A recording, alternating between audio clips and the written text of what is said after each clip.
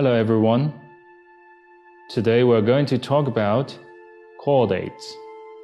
Members of the phylum Chordata exhibit great changes in endoskeleton from that seen in echinoderms.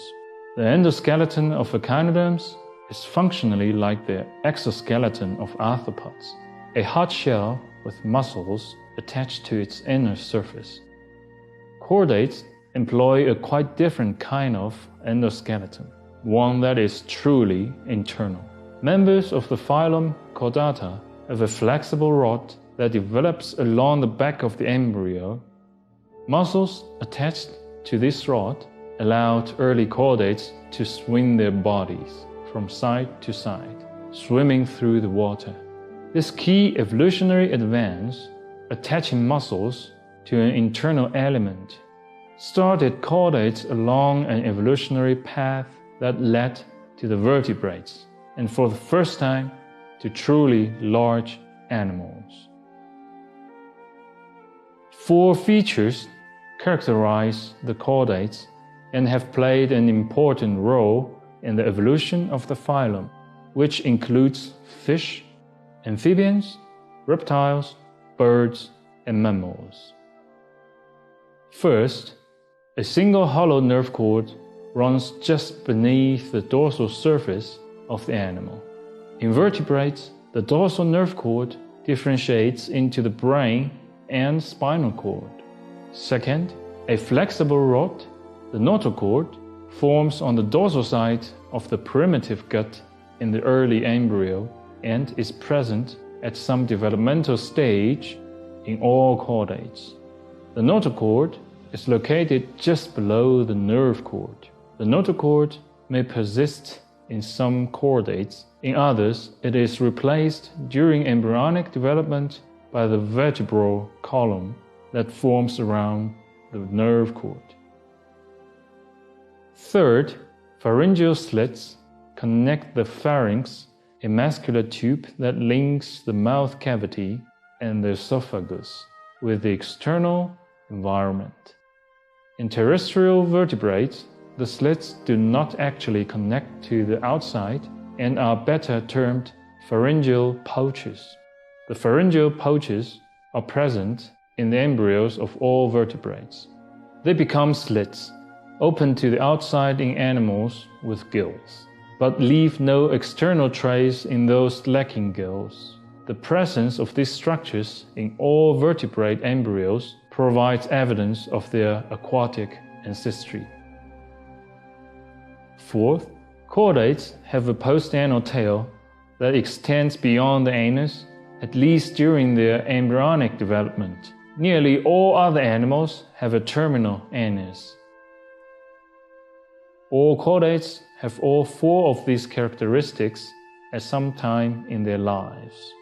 For example, humans as embryos have pharyngeal pouches, a dorsal nerve cord, a postanal tail, and a notochord. As adults, the nerve cord remains, and the notochord is replaced by the vertebral column. All but one pair of pharyngeal pouches is lost. This remaining pair forms the eustachian tubes that connect the throat to the middle ear. The postanal tail regresses, forming the coccyx. The presence of these traits in human embryos is an example of how patterns of development reflect evolutionary change. Several other characteristics also fundamentally distinguish the chordates from other animals. Chordate muscles are arranged in segmented blocks, an arrangement which affects the basic organization of the chordate body and can often be clearly seen in embryos of this phylum. Most chordates have an internal skeleton against which the muscles work. Either this internal skeleton or the notochord makes possible the extraordinary powers of locomotion characteristic of this group. Phylum Chordata can be divided into 3 subphyla. 2 of these, Urochordata and Cephalochordata, are non-vertebrate. The 3rd subphylum is Vertebrata. The non-vertebrate chordates do not form vertebrae or other bones, and in the case of urochordates, their adult form is greatly different from what we expect chordates to look like. The tunicates and salps are a group of about 1,250 species of marine animals. Most of them are immobile as adults, with only the larvae having a notochord and nerve cord. As adults, they exhibit neither a major body cavity nor visible signs of segmentation.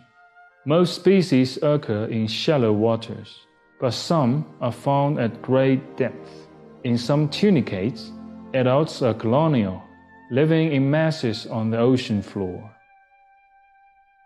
The pharynx is lined with numerous cilia. Beating of the cilia draws a stream of water into the pharynx, where microscopic food particles become trapped in a mucus sheet secreted from a structure called an endostom. The tadpole-like larvae of tunicates plainly exhibit all the basic characteristics of chordates and mark the tunicates as having the most primitive combination of features found in any chordate. The larvae do not feed and have a poorly developed gut. They remain free swimming for only a few days before settling to the bottom and attaching themselves to a suitable substrate by means of a sucker. Tunicates change so much as they mature and adjust developmentally to an immobile, filter-feeding existence that it is difficult to discern their evolutionary relationships solely by examining an adult. Many adult tunicates secrete a tunic, a tough sac composed mainly of cellulose, a substance frequently found in the cell walls of plants and algae, but rarely found in animals. The tunic surrounds the animal and gives the subphylum its name. Colonial tunicates may have a common sac and a common opening to the outside. One group of urochordates, the Larvacia, retains the tail and notochord into adulthood. One theory of vertebrate origins involves a larval form, perhaps that of a tunicate, which acquired the ability to reproduce. Lancelets, subphylum Cephalochordata, were given their English name because they resemble a lancet, a small two-edged surgical knife. These scaleless chordates, a few centimeters long, occur widely in shallow water throughout the oceans of the world. There are about 23 species of this subphylum. Most of them belong to the genus Branchiostoma, formerly called Amphioxus, a name still used widely. In lancelets, the notochord runs the entire length of the dorsal nerve cord and persists throughout the animal's life. Lancelets spend most of their time partly burrowed in sandy or muddy substrates, with only their anterior ends protruding. They can swim, although they rarely do so. Their muscles can easily be seen through their thin, transparent skin as a series of discrete blocks called myomeres. Lancelets have many more pharyngeal gill slits than fishes do.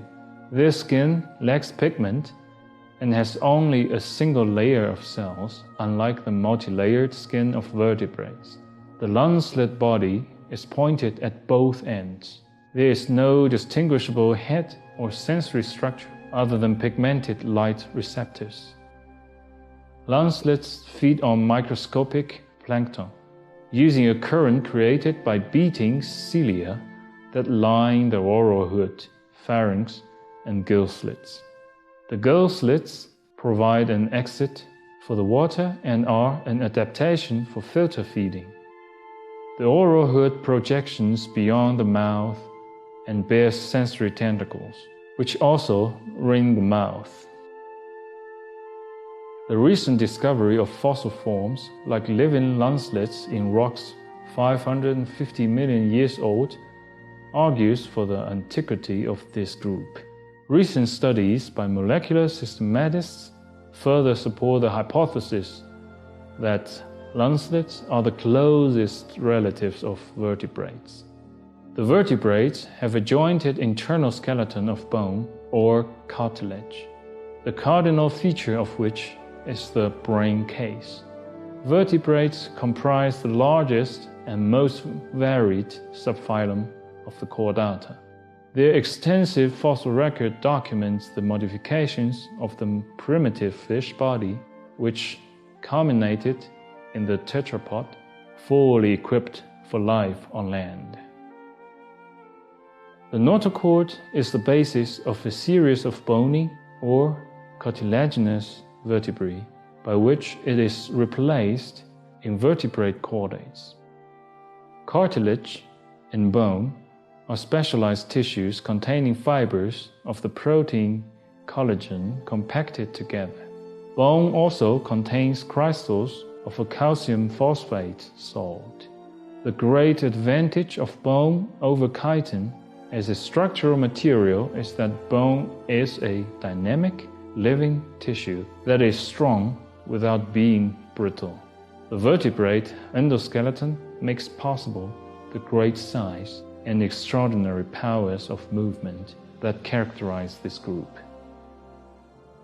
The first vertebrates evolved in the oceans about 545 million years ago, during the Cambrian period. The appearance of a hinged jaw was a major advance, opening up new food-gathering options, and jawed fishes became the dominant creature in the sea. Their descendants, the amphibians, invaded the land. Amphibians, in turn, gave rise to the first reptile about 300 million years ago. Within 50 million years, reptiles, better suited to living out of water, replaced amphibians as the dominant land vertebrates. With the success of reptiles, vertebrates truly came to dominate the surface of the earth.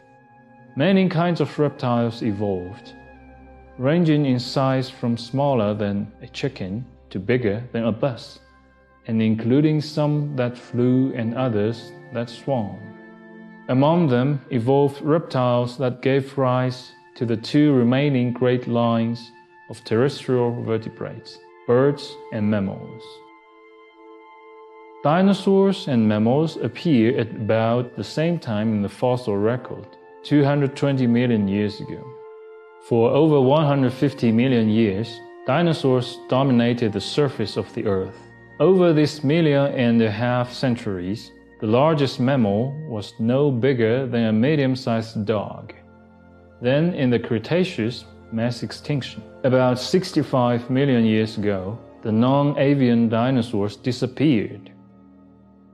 In their absence, mammals and avian dinosaurs, birds, quickly took their place, becoming abundant and diverse. Chordates are characterized by a hollow dorsal nerve cord, a notochord, pharyngeal pouches, and a postanal tail at some point in their development. The flexible notochord anchors internal muscles and allows rapid, versatile movement. Chordates are deuterostomes. The nearest relatives are the echinoderms. Vertebrates are characterized by a vertebral column and a distinct head.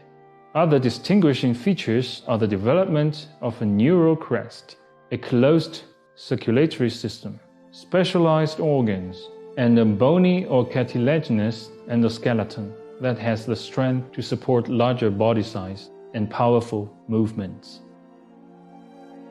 That is all for now. Thanks for watching.